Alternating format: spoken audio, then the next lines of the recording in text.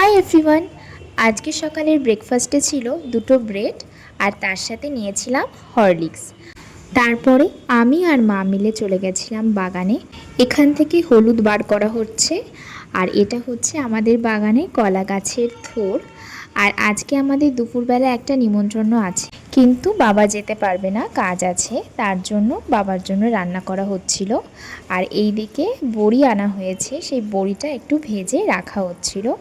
আর এরপর আমরা স্নান টান করে নিয়ে রেডি হয়ে গেছি আমাদের পাড়াতেই, একদম বাড়ির পাশেই।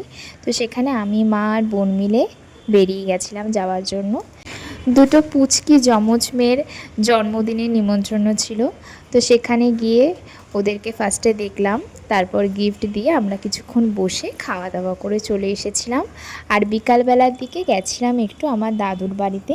এখানে এই লালুটা না 4টে বাচ্চা দিয়েছে, তো সেইটা দেখতে গেছিলাম। বাচ্চাগুলো খুব কিউট হয়েছে। তো আজকের ব্লগটা এইটুকুই, আবারও দেখা হচ্ছে পরের কোনো ভিডিওতে।